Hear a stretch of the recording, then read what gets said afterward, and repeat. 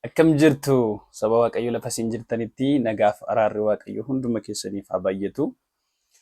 Ana obboleessa keessan Raajii Takkeedha. Har'a sagalee Waaqayyo Gooftaa wajjiniin baranna. Akka isin subscribe gootanii na jajjabeessitan jaalala Waaqayyoon isinin gaafadha.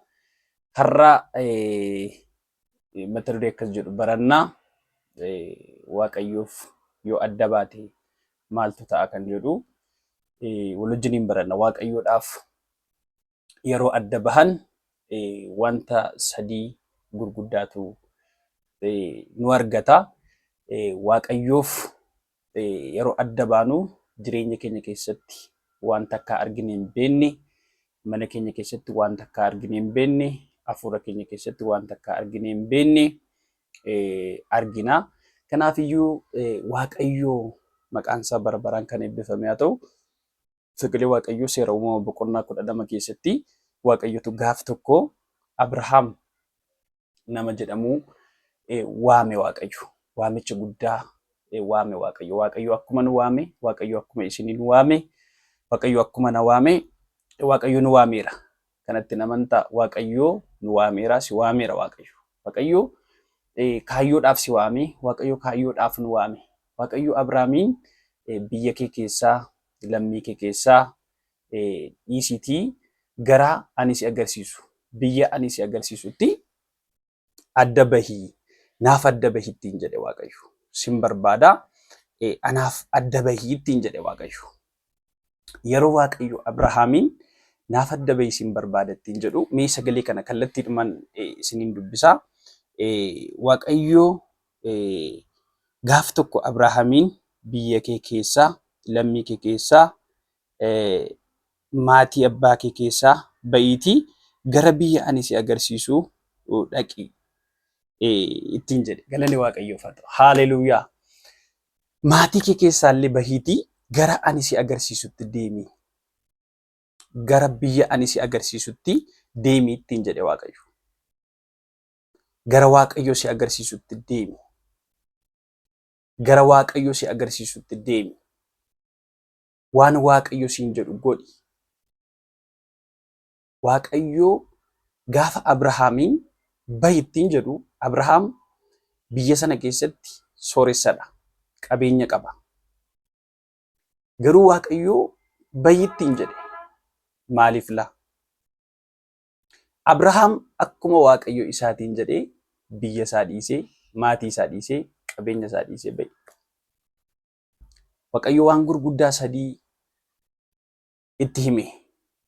Ani sin eebbisa. I will bless you. እባርክሃለሁ።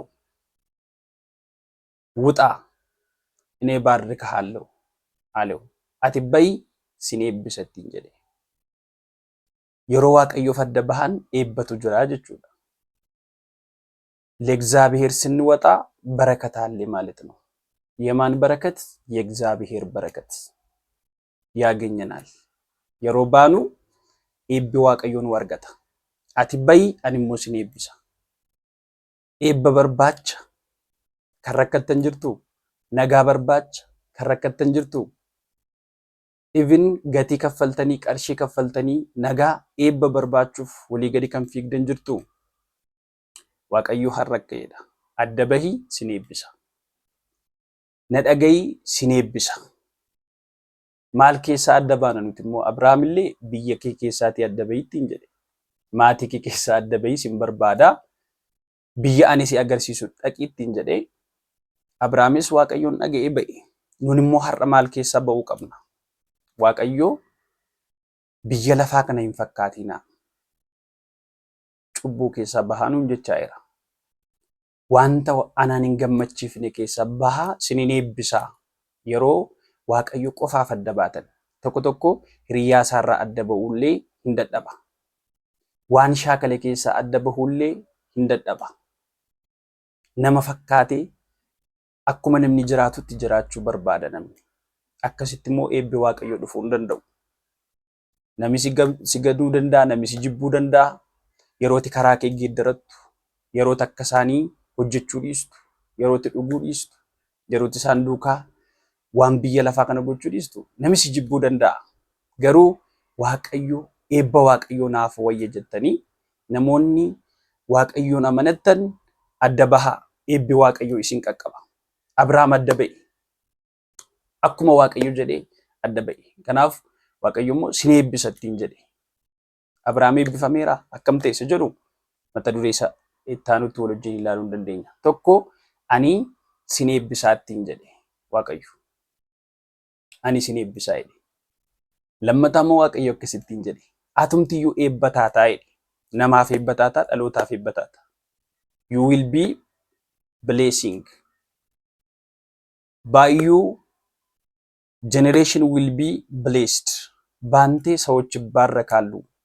ባንቴ አገር ትባረካለች አለው። አንተ ውጣ፣ አንተ በረከት ትሆናለህ፣ ብርሃን ትሆናለህ፣ መፍትሄ ትሆናለህ አለው። ለእግዚአብሔር ስንወጣ እግዚአብሔርን ስንሰማ ለትውልድ፣ ለአገር፣ ለሁሉም ለቤተሰቦቻችን በረከት እንሆናለን። Waaqayyoof yeroo adda baanu eebba taanaa jechuudha. Eebban si godha. Eebba ta'uu barbaadda mana keef, maatii keef, jireenya keef, yoo ijoollee qabaatte ijoollee keef waan barbaadduuf ifa ta'uu barbaadda. Waaqayyoof yeroo adda baatu Waaqayyoo eebba si godha. Maqaan Waaqayyoo kan eebbifame haa ta'u. Haalleluuyaa.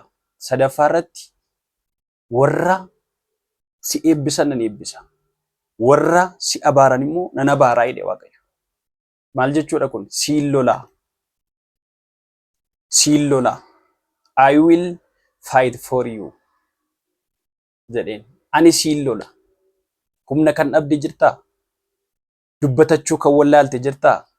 Dhugaan kee kan bade, dhugaan kee kan si jalaa dabe jirtaa? Callumedhi Waaqayyoof adda ba'i. Waanuma inni siin jedhu godhi.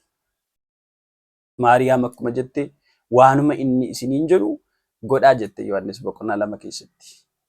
Waan inni siin jedhu godhi. Waaqayyo si lolee argita. Waaqayyo si gargaaree argita.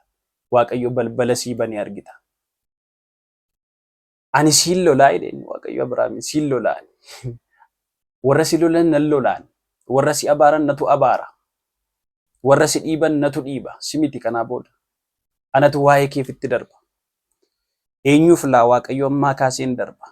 Waaqayyoon yoo dhageesse Waaqayyo sii darba. Sii loluuf sii darba. Sii dubbachuuf sii darba. Dhugaa kee baasuudhaaf. Dhugaan kee namaan jala ooleera ta'uu danda'a. Galmeen kee mazgabni kee qabameera ta'uu danda'a. Waaqayyoof yoo adda baate barana Waaqayyo waa'ee kee dubbata. Barana Waaqayyo waa'ee keef hin falma. Gurguddoota gidduutti waa'ee kee kaasa Waaqayyo.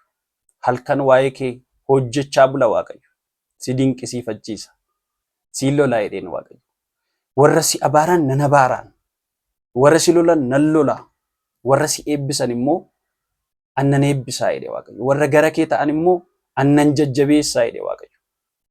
Eenyufaatu si wajjin jira? Isaaniin Waaqayyoon gargaara. Eenyufaatu si wajjin dhaabata? Isaaniin Waaqayyo hin gargaara. Eenyutu si gargaaraa jira? Isaaniin illee Waaqayyo hin gargaara.